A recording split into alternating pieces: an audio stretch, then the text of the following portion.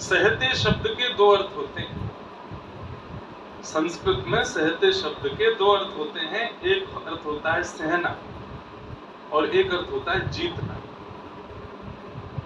महाराष्ट्र के संत श्री विनोबा भावे कहते हैं कि जो सहता है वही जीतता है। जिसने सहा होगा वही जीतेगा, जिसने सहा ना हो, परिस्थिति कभी ऐसी ना बनी हो सहने वाली, तो जीतना बहुत मुश्किल है।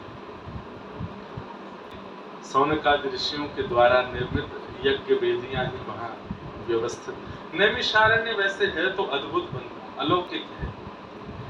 हनुमान जी महाराज विराजमान, ऐसे अद्भुत हनुमान जी के दर्शन हमने कहीं नहीं किए जैसे यहाँ।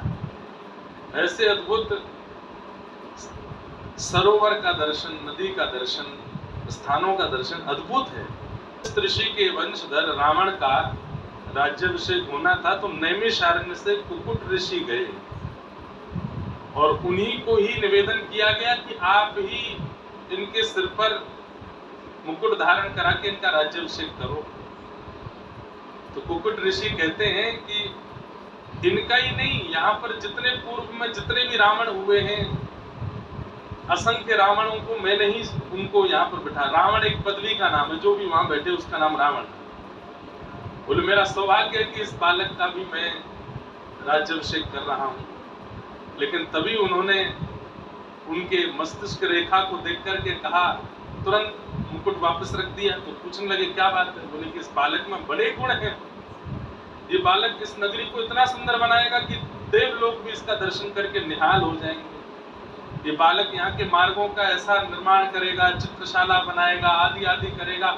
इतना कुछ अद्भुत बताया। सुन करके पुलस्त ऋषि खुश हो रहे थे, वाह वाह वाह, मेरा वंशधर इसका राजा बनेगा। और ये देखिए कितनी प्रशंसा कर रहे हैं कुकुट ऋषि इसकी। फिर पूछा तो फिर इतने गुण हैं तो फिर आप राज तिलक क्यों नहीं करते? आप इसके सिर पर मुकुट क्यों नहीं धराते? बोले चित्रशाला तो बनाएगा पर चरित्रशाला नहीं बना पाएगा। इसके अंदर चरित्र नहीं होगा, इसमें बाकी सारे गुण हैं। ये राज्य का ऐसा निर्माण करेगा, ये इतना अद्भुत बना देगा, लंका इतनी महिमावंत हो जाएगी, सब कुछ है इसके पास में, पर चरित्र नहीं है इसके पास।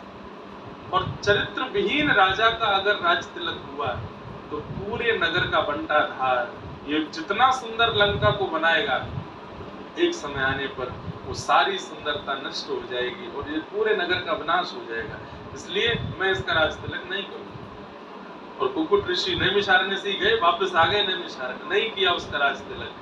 फिर अन्य 5 ऋषियों ने जाकर के रावण का राज तिलक आदि किया और उनकी भविष्यवाणी सफल हुई। भले ही उसने लंका को अद्भुत बना दिया, लेकिन उस अद्भुत लंका को क्या स्थिति बनी? जला दिया, नष्ट कर दिया, धूमिल कर दिया। लंका का नाम सुनते ही राक्षसों की स्मृति आने लगी।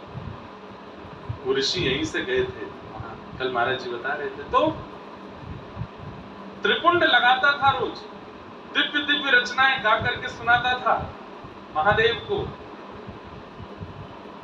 लेकिन चरित्र शुद्ध नहीं कर पाया। और मुझे कभी कभी ऐसा लगता है, मैं आपको अपने हृदय की बात कहूं,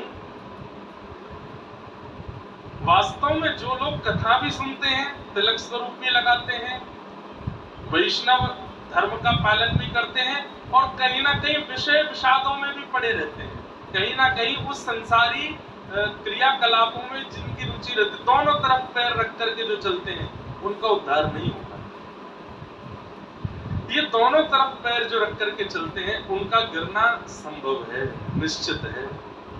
एक तरफा रहिए, इस तरफ यदि आए हैं तो पूरे पूरे इस तरफ आइए, भले धीरे धीरे आइए, धीरे धीरे वहां से सब छोड़ने का प्रयास कीजिए। छोड़ने का प्रयास मतलब घर परिवार नहीं, विषय है। वहां धीरे धीरे छोड़ने का प्रयास कीजिए।